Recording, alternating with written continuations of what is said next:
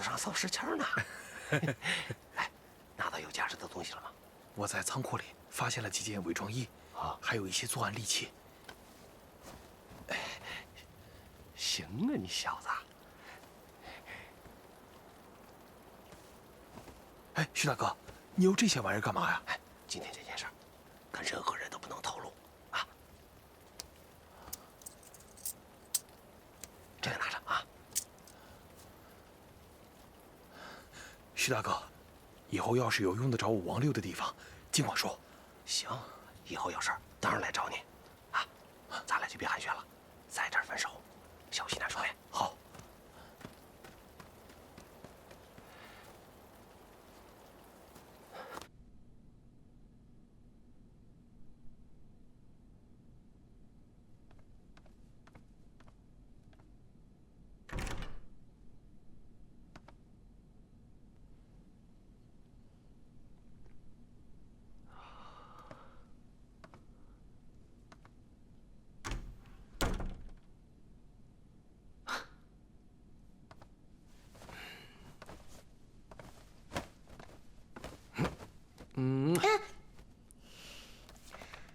哎，凤姐，怎么你打算当女版的福尔摩斯啊？那又怎么样？哎，我跟你说一件事。本小姐已经获得确切的消息，那天49师跟土匪打的那一仗，压根儿就没有截获过什么货物。是吗？证人向我提供的情况，绝对不会错的。哦，你听谁说的？听谁说的不重要，最重要的是可以证实杨逸轩完全在撒谎。他帮咱们家拿回货物不假，但这里面大有文章。我看，这案子就算不是他干的，也是他指使什么人去做的。那他为什么要这么做呢？这你还不明白吗？他就是借这件事在我爸面前卖好，然后好让咱们家多多捐钱给国民政府。哦，你这故事编得精彩啊！你要是不当编剧的话，有点可惜了。喂，何文清，老爸不信这些也就算了，怎么你也揣着明白装糊涂啊？哎呀，福尔摩斯也未必解决得了这些疑难杂症啊。我困了，我先睡了。你对这么重要的事情都不甚关切，真怀疑某人的立场。你到底是不是站在杨逸轩那边的？这里面水很深，你一个女子如此大费周折，会长白头发的。哼，简直对牛弹琴。我迟早有一天会证明给你看的。那太好了，我们家要是出了一个女大侦探的话，以后我不就可以安心的睡大觉了，对不对？啊，嘿嘿嘿。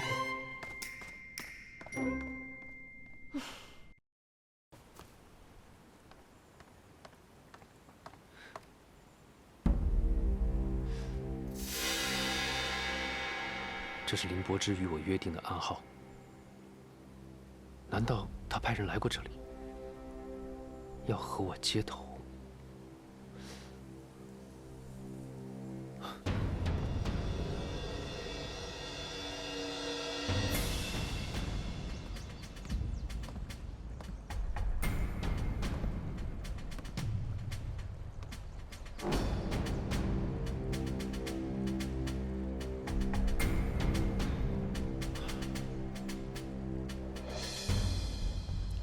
目光倒影，演武桥下听涛声。闲土三拍，龙游大海终出世。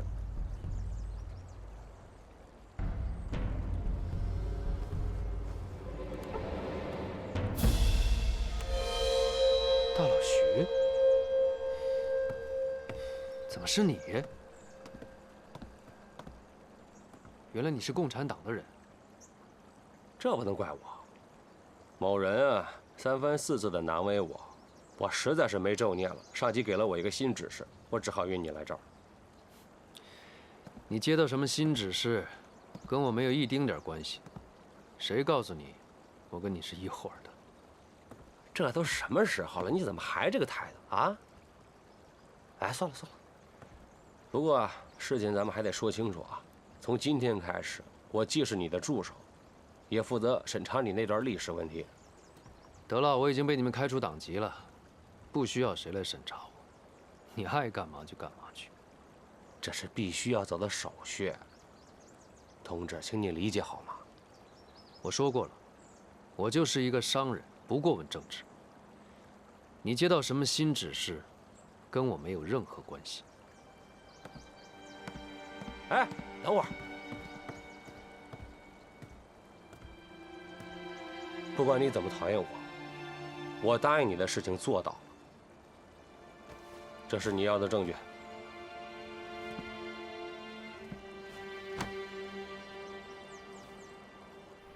爸，你看，这货物被抢劫的情况很清楚。这些东西说明凶手不是天狼山的土匪，而是警备司令部稽查处的人。哼，什么世道，军警都成了强盗，老百姓还怎么活呀？哎，好在货物都追回来了，倒是杨逸轩用心良苦，难为他了。爸，原来你什么都清楚啊！啊，这一页算翻过去了，不提也罢。啊，就算我欠杨逸轩一个人情吧。啊，对了，这次大老徐算是立下大功了，你打算怎么奖励他？奖励他，那就让他做钱管家的助手吧。你对他的看法转变还挺快的啊。这段时间对他有所了解，虽然人有点憨，但做事还是挺利索的。他可以跟着我多跑跑外面的事。那你可得注意一点，这个人莽莽撞撞的，别带到外头去给你惹麻烦啊。爸，您放心吧，这个人呢还是懂一点拳脚的。这兵荒马乱的，遇到危险的话，还是能指望得上的。你说行就行吧。啊，我就先回房了。啊，好，爸，您早点休息啊。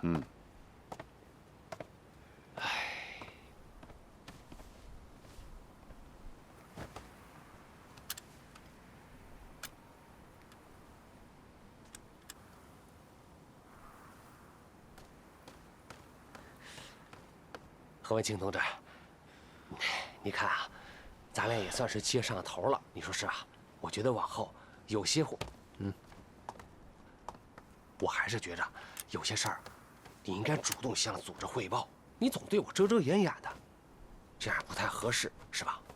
你小子说话做事要注意场合分寸，你别忘了，这是在范家，你待在这儿一天就做你该做的事儿。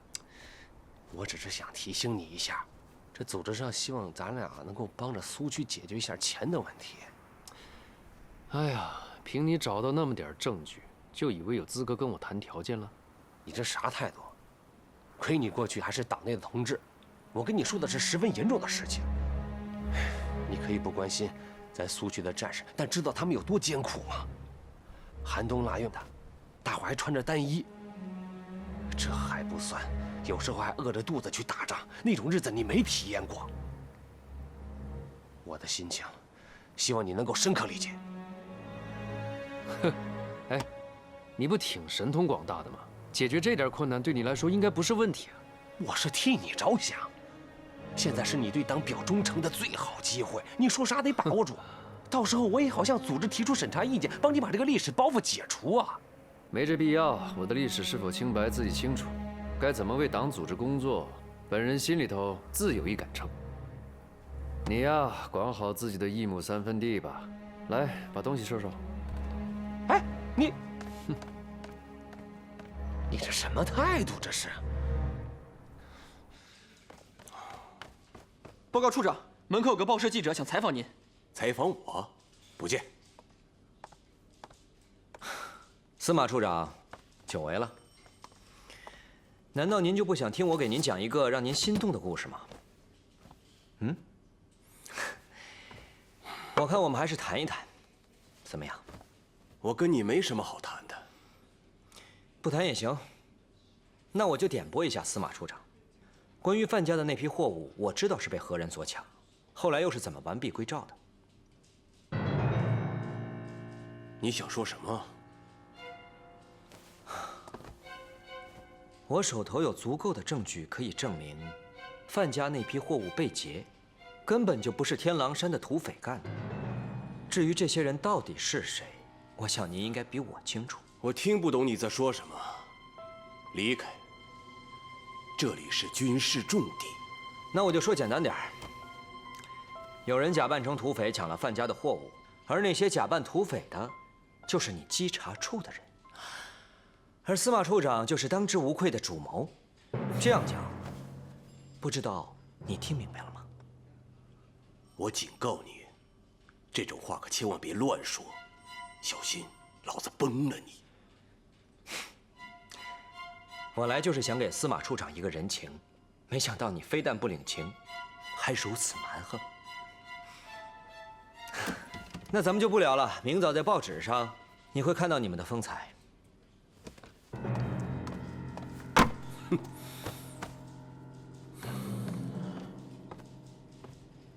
怎么了？这又皱上眉头了？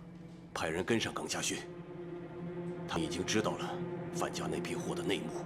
啊！无论如何，给我封住他的嘴。是。回来。你还给我的手枪不见了，让人给我好好审一审，是不是那小子偷的？明白。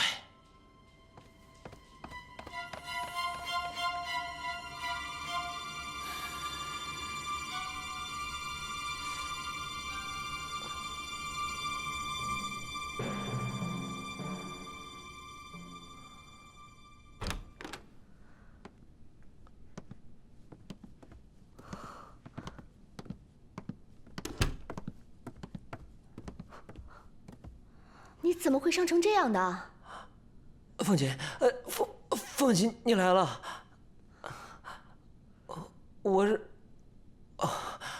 我是自己不小心摔了一跤。是吗？啊！我看你伤得这么重，绝对不是自己摔倒的。说吧，别骗我。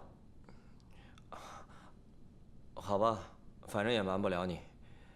我也不知道怎么回事，路上遇到一伙打劫的，就把我打成这样了。那知道他们是什么人吗？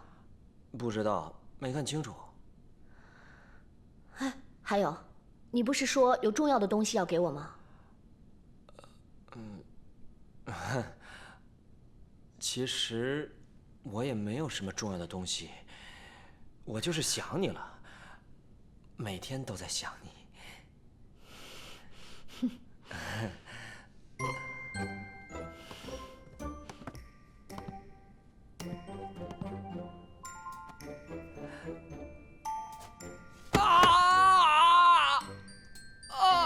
凤姐，你就活该挨揍。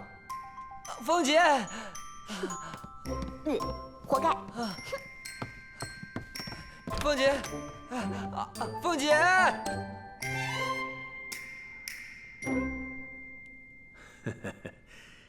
哎，你看看我也真是啊，就像犯了职业病似的。一说起国家现在面临的现状，我就着急上火，只想着筹措经费。杨部长一心为国操劳，令人敬佩。只是老朽力不从心，帮不上你什么忙。哎呀，范公啊，你可是误会了。这一次不是让你们范家捐款，而是想借你的大名用一下。我的名，一个接驾归田的人分文不值了。哎呀，不，范公对党国来说非常重要。回顾一下那么多年的捐资，几乎都是您一个人在挑重担。现在想起来，我都于心不忍。说起来啊，这次要筹措的资金量非常大，足需数百万之巨。如果不换个思路，那可是会把你老人家完全给压垮。这不是要压垮谁？你们就算把我榨干，也凑不出这么多的资金呐。所以政府这次想借你的威望和影响力，让侨界和南洋商人一起来捐助。这样，第一可以大大减轻你的压力，二呢可能给政府增加更多的物资财源。杨部长所言极是，集众人之力，总比靠某几个人要强得多。只是我已年迈，说话不好使了。范公太谦虚了。作为南洋商会的老会长，你在那边仍是极受尊重之人。如果你没有这个号召力，我想绝对没有第二个人敢站出来接手了。当然，假如你有顾虑而推辞，我是不会过于勉强你的。杨部长，你这么说真让范某犯难了。能否帮上您什么忙，先姑且不提。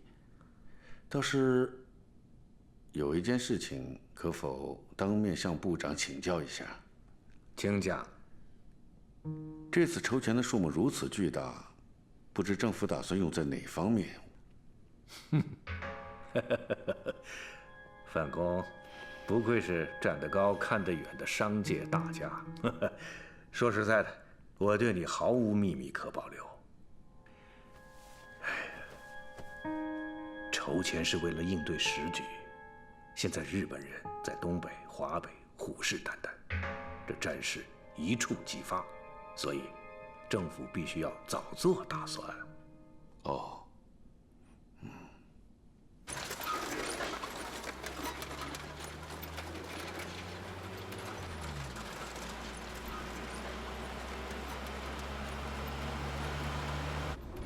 范荣南这家伙还真是软硬不吃，我以为他会答应去南洋募捐。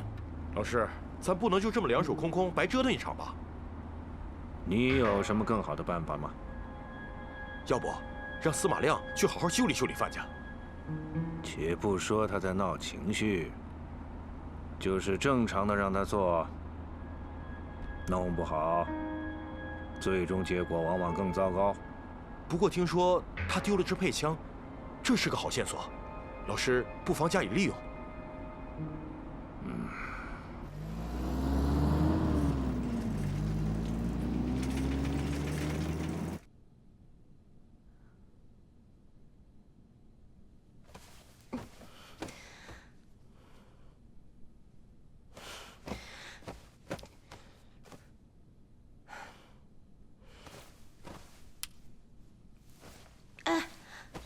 醒醒！干嘛呀？我都困得不行了。哎，怎么了？还不睡觉？就说你没心没肺，我心里都郁闷死了，解不开这些疙瘩，我是睡不着的。哼，真有你的！还有什么事比睡觉更重要的？我就说你是猪！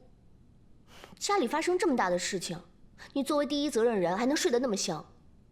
嗯，哎，那好，我来帮你合计，说来听听。哎，杨宇轩说他动用了军方的力量才找回那批货物，但是啊，我总觉得这些货物去的奇怪，来的也奇怪。都怪你不让我去天狼山，要不我早就有结论了。哎呀，事情不是你想的那么简单。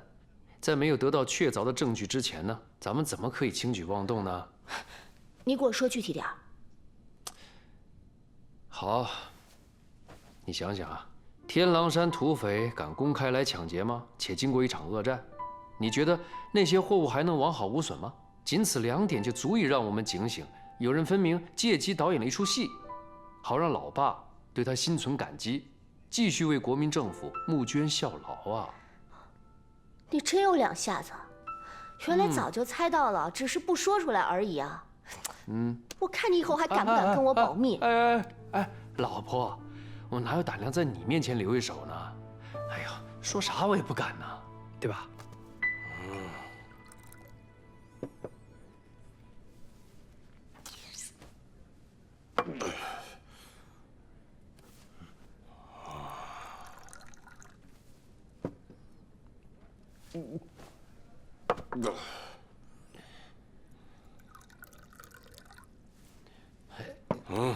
楚总，喝得有点猛啊。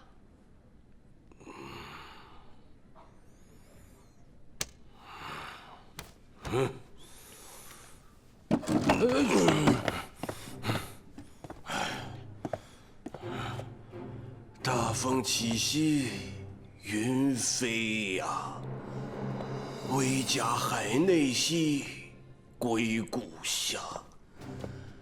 安得猛士兮守四方。初作，喝醉了吧？不是，老子在杨逸轩的面前，跟孙子似的，听命于他，不就是为了得到那个位子吗？可他偏偏让熊草包骑在我的头上。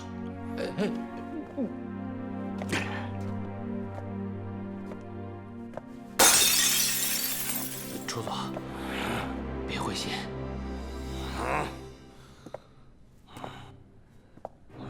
兄弟，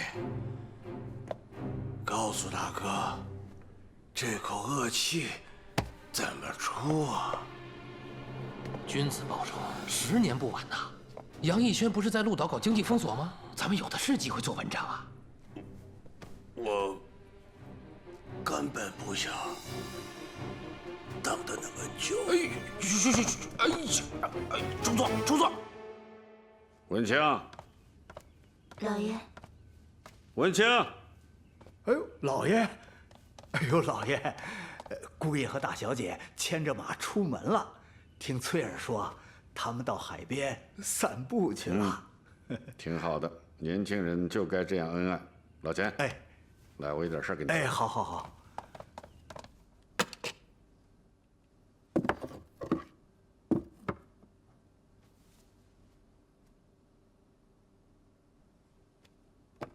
老钱，哎，这东西在我的藏品中也算是数一数二的吧？那是，这块玉晶莹剔透，在鹿岛也找不着第二块呀。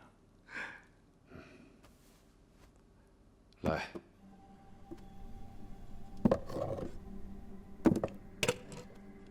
把它好生包起来，回头送到杨公馆去。啊，老爷，你要把心爱之物送给杨部长啊？礼尚往来嘛，你没看他最近千方百计地迎合咱们，不就是希望我去南阳帮他筹款？他要是分文拿不到的话，你认为他会善罢甘休吗？老爷，凭您在商界的地位，那杨逸轩能把您怎样啊？我这就当做小眼前之灾，也算是为长远打算吧。别啰嗦了，哎，拿去。哎。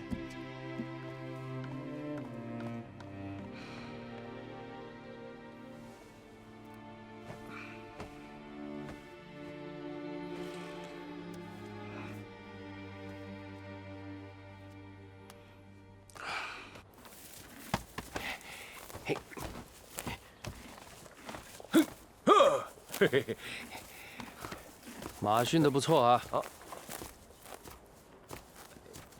姑爷，您来照看马呀？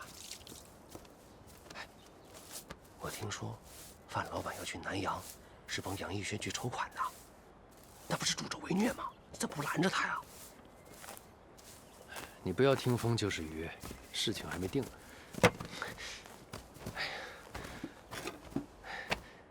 怕就怕，帮着把钱弄回来，又被杨逸轩送到南昌行营去了。哎，你说那些反动派真是要得到这笔钱，肯定买更多的枪炮，来打咱们红军，这不糟糕透顶了吗？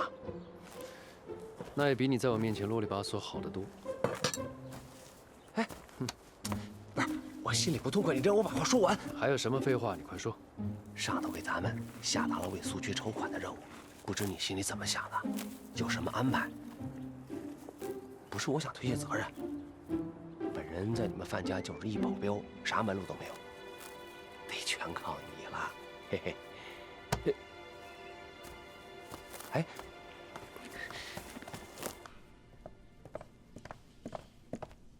部长，杨部长，您这个时候传我来，有什么急事？没急事就不能找你吗？哦，司马处长，近日关于你的传闻，我可是没少听说呀，包括你弄丢了那支德国造的配枪。部长，既然属下已经决定投奔在您的麾下，就不会再对您有所隐瞒。我就是来向您汇报此事的。那就说呀。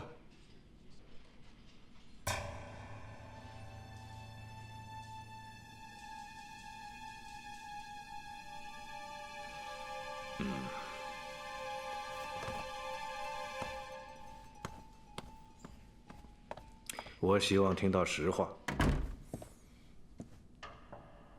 部长，我弄丢了一支配枪不假，不过只能说明共党分子盯上我了。他们就是想取我性命。照此说，那天你们假扮土匪打劫的那批货物，还是为了想找出范家通共的证据吧？没错，卑职当时没来得及向您禀报。范家的茶叶都来自正规渠道，你要是没证据乱咬，那可是罪加一等啊！属下清楚，但是范家的确是从贡区进了一大批的茶叶，只是不知为何中途又退了回去。这个涉贡案，还请部长明察。好了，我为了你3番5次的得罪范家，甚至严重影响到南洋的筹款。部长请息怒，我是有确凿证据的，绝非捕风捉影。你的证据在哪儿？拿来给我看看。是。其实，属下很早就派人潜伏在贡区，他的代号叫老猫。上次船长来鹿岛的情报就是他提供的。我已经给老猫指令，让他尽快搜集范家通共的证据。那我就等着你的好消息。是。属下会亲自把铁证弄回来，少不了抓一条大鱼。哎呀，恭喜您老兄斩获警备司令一职，今晚我多敬你几杯。来，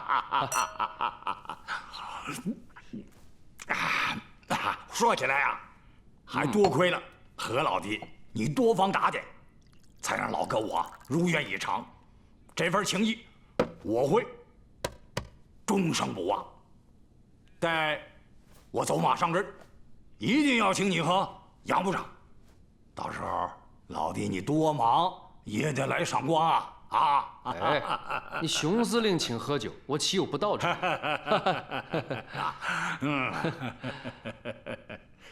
啊，对了，听说这回司马亮那小子对你的荣升很不服气，你可要多留点神啊！哎呀，知道，那个白眼狼一直和我不对付，我清楚得很。明天我要去警备司令部接手工作，今天人家去闽西了，这不是有意回避我吗？哼！这家伙怎么会突然去那个地方？难道他要潜入苏区，搞什么情报？哎，咋了？你好像对他挺上心呐。啊，那倒不是。听说他是去闽西查案，还对杨部长吹牛，说是不抓到一条大鱼，誓不罢休呢。你知道吗？潞州警备司令一职啊，那是司马亮觊觎已久的位置。如果咱们继续做生意，一不小心让他抓住把柄，那我不是把您给害了吗？哎呦，你这么一说，确实不得不防啊。不过咱们的生意还得照做不误啊，总不能因为这家伙就给断了吧？你放心，我何文清做事向来对得起朋友，往后既要保证老兄坐稳大位，还让你财源滚滚。来，你搞什么名堂？谎报军情，我差点被你害死。我提供的情报绝对不假。上次范家当真派人来苏区买货，据说是他们家的保镖，可后头不知道为什么，人家又把货给退了。既然知道把货退了，为什么不尽早通知我？最近风声很紧，上头派来个管宿监的，姓林，林伯之。那家伙既精干又警觉，好像已经把我给盯上了。你说我哪有机会联系你啊？你确定是林伯之？啊！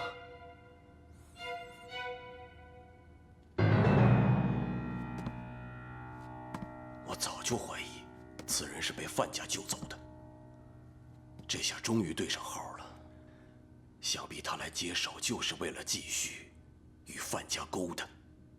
处佐，自从那个姓林的走马上任以来，派来的好些人都被查出来了，要不我还是撤吧。不行，你的任务还没完成，暂时不能离开。你今天就得给我把范家的保镖收购茶叶的情况搞清楚之后汇报给我。那比登天还难，我可是天天提着脑袋过日子。别说这些没用的，事成之后，我保你连升2级。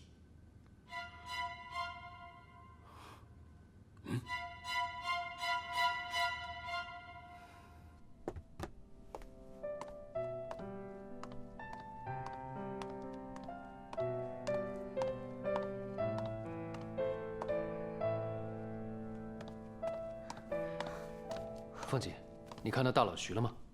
哦，我让他跟翠儿去张城买东西去了。那他什么时候能回来？他跟翠儿下午才走的，一来一回也得明天吧。哎呀，怎么了？没什么。钱叔年纪也大了，我想让大老徐多分担些事务。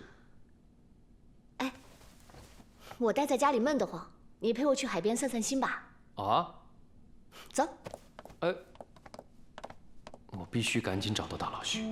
司马亮这趟去苏区，很有可能是针对他的。可这家伙哪知道这些，真是糟糕。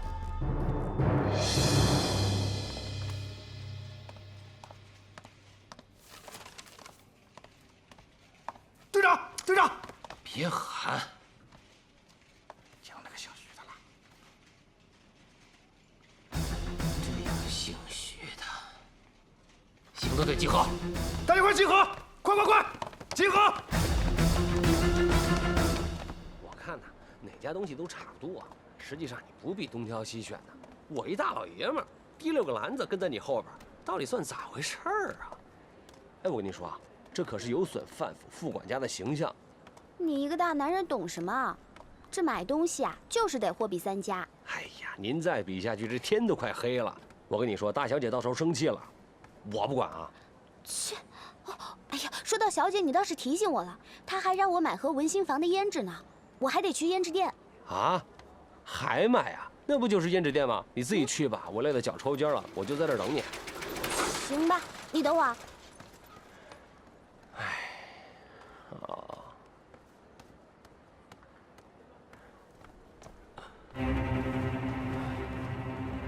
看见那人了吗？拿下。是。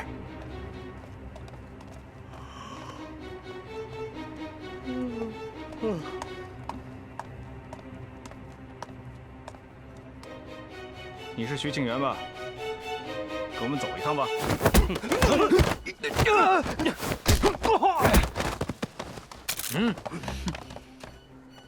认识我吧？你是于队长，亏你认识老子。带走。哎，你们干什么？看见没有？咱们立下大功了。哎。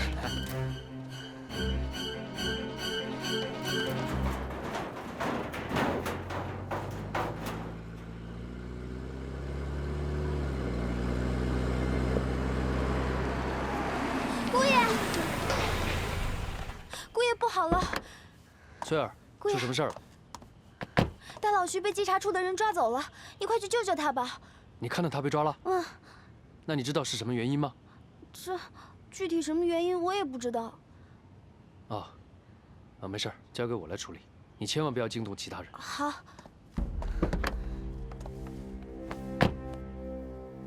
我找司马亮。老子在这儿。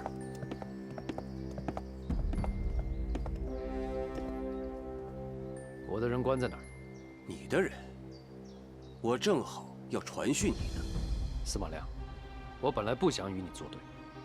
事实上，早知道假冒土匪抢劫范家货物的人就是你。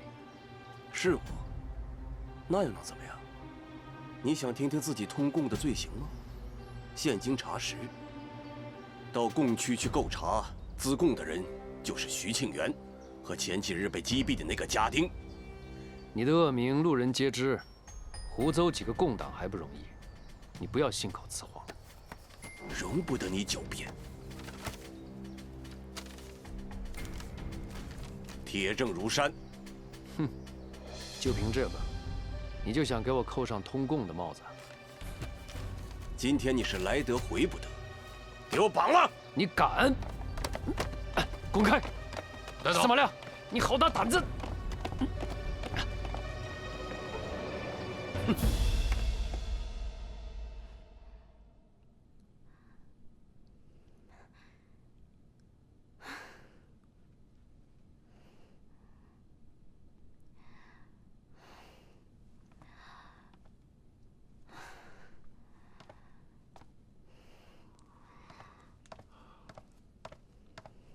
老爷，别等姑爷了，再等菜就凉了。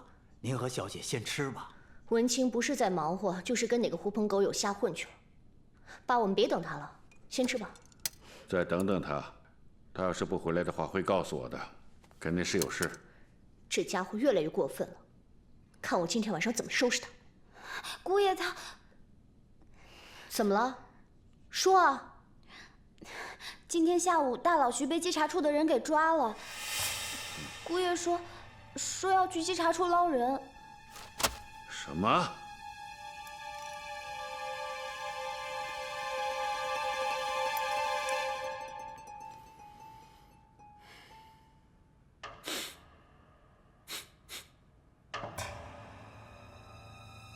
范老板，杨部长请你到里面坐。您要是不进去的话，我可没办法交代啊。请吧，我给您沏了一壶上好的茶。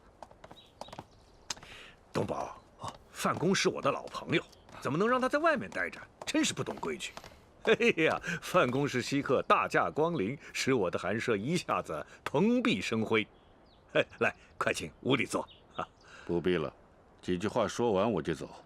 那可万万使不得呀！要是怠慢了您老，蒋委员长知道了也会怪罪于我的。哼，恐怕在你眼里，有罪之人是我吧？范公，你这是说哪的话呀？我怎么越听越糊涂了？你别再装糊涂了。我女婿被关，保镖被抓，你能说自己毫不知情？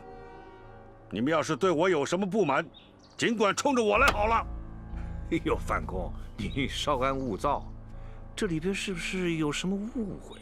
哎，要不你先进屋里坐坐，我马上吩咐人去查清楚。在你们查清之前，我哪儿也不去，就在这儿站着。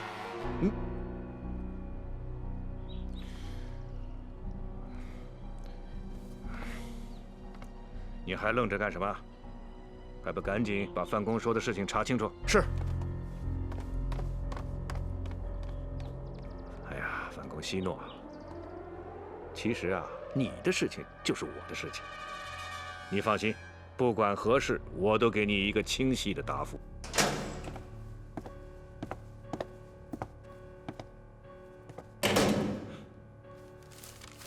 姓徐的已经交代了，他跟何文清都是共党，他们的目的就是要给共党筹措军饷，对抗党国的经济封锁。人证物证俱在，你还有什么话可说？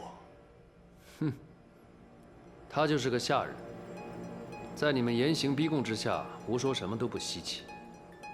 你们有种的话，把杨部长找来，我可以在他面前当面对质。何文清，别敬酒不吃吃罚酒。再这样执迷不悟下去，小心我用重刑伺候你。你敢？对共党分子，我没有什么不敢的。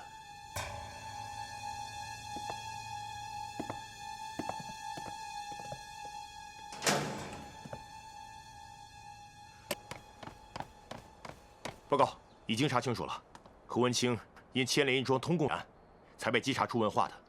哼，欲加之罪，何患无辞？胡闹！范家经商一向恪守本分，从未有越轨行为，怎么可能会去通共？司马亮这么胡来，到底有何证据啊？哦，据稽查处的人说，逃犯林伯之和徐庆元联手，以帮范家收购茶叶的名义，涉资金额巨大，所以才将何文清关押在案。啊？文清和共党头目林伯之搞到一起了，这完全无中生有。派人到闽西收购茶叶是我的主意，抓我吧！范公啊，从经济上封锁治区，是蒋委员长亲自部署的。你这么做，我是商人，与你们当官的立场不一样，想法不尽相同。我们做生意的，哪儿的东西物美价廉，我们就上哪儿收货去。要是老干亏本生意，我哪来的钱捐给你们国民政府啊？这次欧洲订的茶叶数量很大，再加上前一年闽东南的自然灾害，茶叶价格是居高不下。我让去闽西收货，这也犯法了吗？道理上说得通，可是毕竟这批货是来自于赤区，如此无疑会使大量的资金落入共党之手，就等于让严防死守的经济封锁门洞大开。这可就是犯了大忌呀！上头要查下来，我就是想帮文清扛下来都难。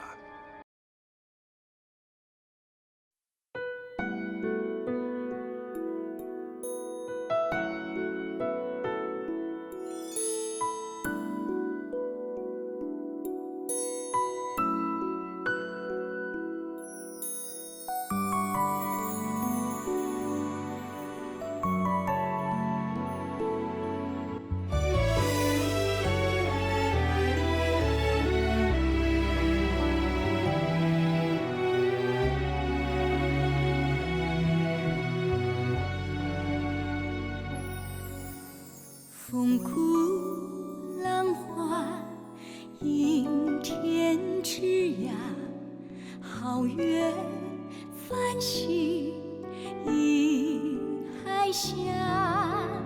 远方依然他期盼你的到达，冲破滔天巨浪，带他回家。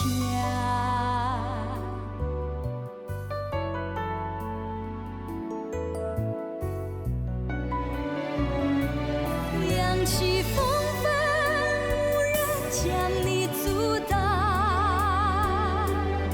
为爱起航，指引你心中不变的信仰。当浩瀚苍茫中找不到方向，燎原星火会发出光芒。扬起风帆，驶向初升的朝阳。乘风破浪，守护你心中不变的信仰。当浩瀚苍茫中找不到方向，燎原星火会发出完整光芒。